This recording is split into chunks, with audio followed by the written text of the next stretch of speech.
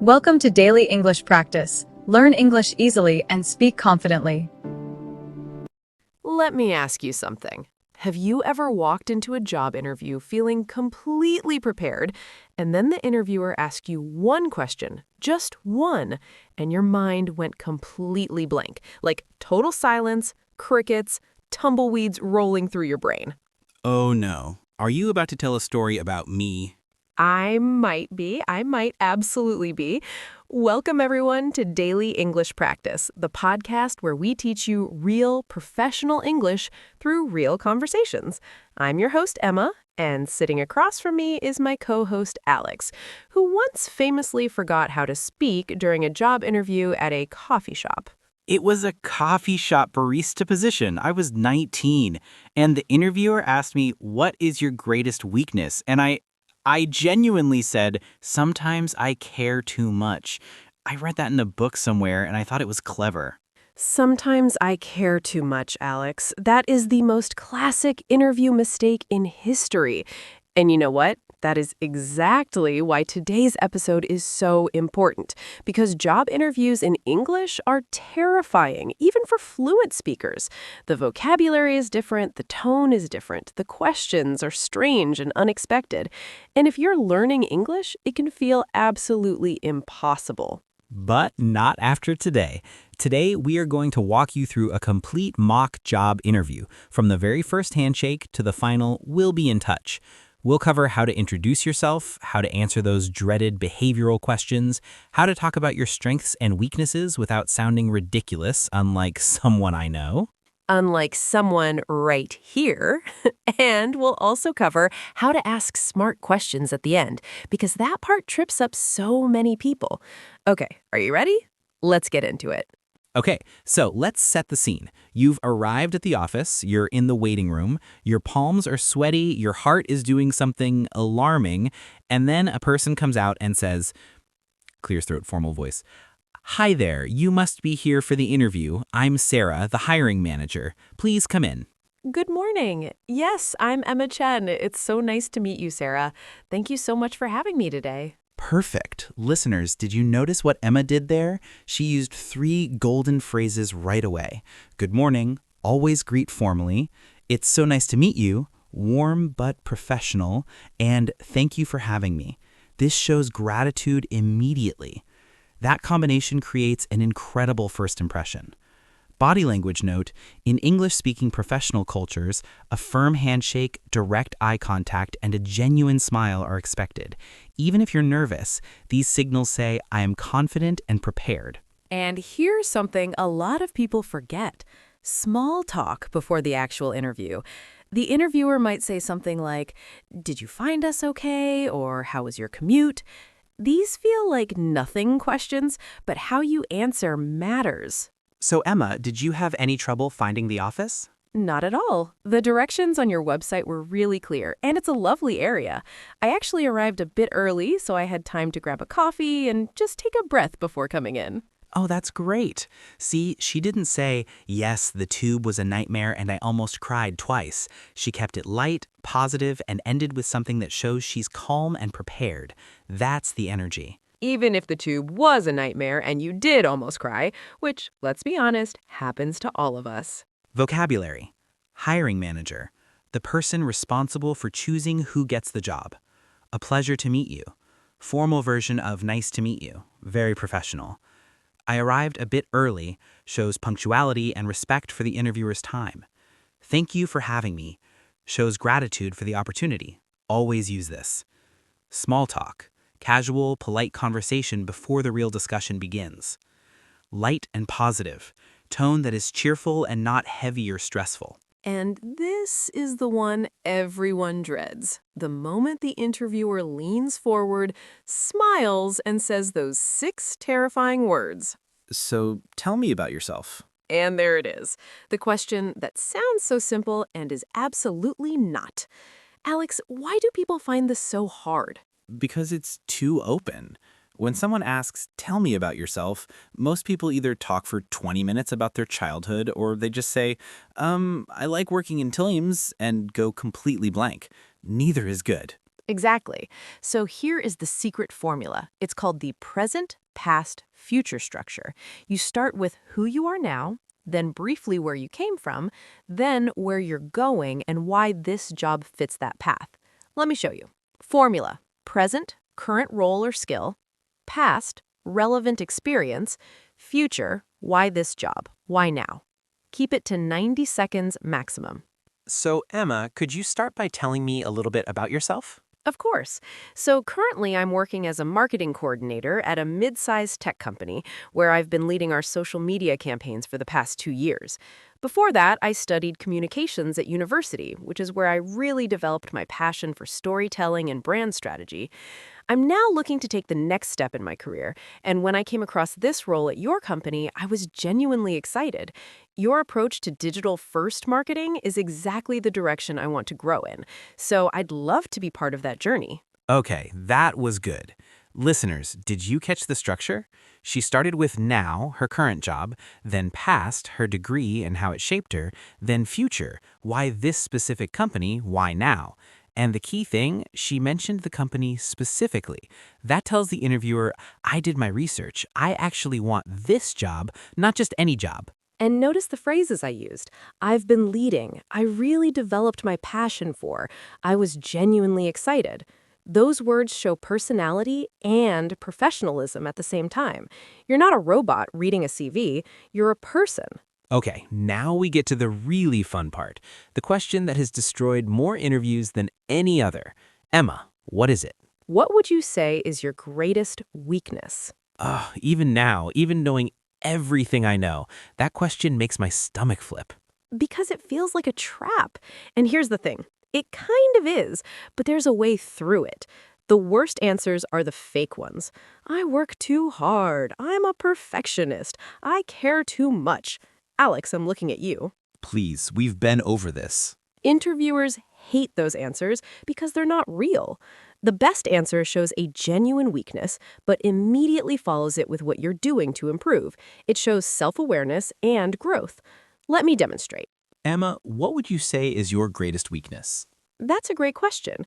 I think one area I've been actively working on is public speaking. I'm very comfortable in small team meetings, but presenting to large groups used to make me quite nervous. I noticed it was holding me back, so over the past year, I've joined a public speaking group and volunteered to lead more presentations at work. I've improved significantly, and honestly, it's become something I now look forward to, but it's still an area I continue to develop. Beautiful. You see what happened there? She named a real weakness, public speaking anxiety. Totally relatable, totally human. But then immediately she said, I noticed it, I took action, I've improved. That tells the interviewer this person has self-awareness, initiative, and a growth mindset. That's actually a strength hidden inside a weakness answer. The formula. One area I've been working on is real weakness. I noticed how it affected you. So, I, specific action taken, I've, result or improvement. This structure works every time. Now let's do strengths. This one people think is easy, but actually, most people answer it wrong too. They just list adjectives. I'm hardworking, creative, and dedicated. That means nothing without evidence.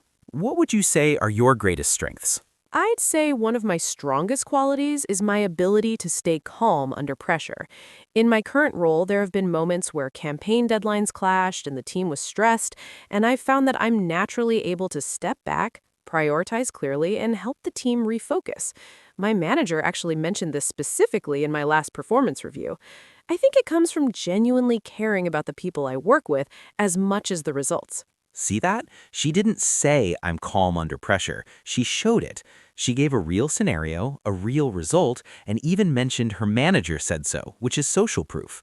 Always show, don't just tell. That is the #1 rule of answering interview questions. Key interview vocabulary: self-awareness, understanding your own strengths, weaknesses, and emotions; growth mindset, the belief that you can always improve with effort; performance review, a formal evaluation of your work by your manager; proactive, taking action before being asked, showing initiative; track record, your history of achievements and results over time; transferable skills, skills from one job that are useful in a different role. Okay, Scene 4. And this is where a lot of intermediate English learners really struggle. Behavioral interview questions. These are questions that start with phrases like, tell me about a time when, or give me an example of, or describe a situation where. And they're designed to find out how you actually behave at work, not just what you say you do, but what you've actually done. The trick is using something called the STAR method, STAR. Situation, task, action, result. STAR equals situation, set the scene. Task, what was your responsibility? Action, what did you specifically do? Result, what happened? Use numbers if possible. Let's do a live example. Alex, hit me with a classic behavioral question. Tell me about a time when you had to deal with a difficult colleague or team member. How did you handle it? Sure. There was actually a situation last year that comes to mind. Situation: our team was working on a product launch, and there was one colleague who consistently missed deadlines, which was creating stress for the whole team. Task: as the project coordinator, it was partly my responsibility to keep things on track. Action: rather than going to our manager straight away, I arranged a one-on-one coffee chat with him, just a casual conversation, to understand if something was going on. It turned out he was overwhelmed with 2 simultaneous projects and hadn't felt comfortable saying so. We worked out a revised plan together, redistributed a couple of tasks, and I helped him create a clearer priority list. Result: we met the launch deadline, and our manager later commended the team for how smoothly we handled a tight timeline.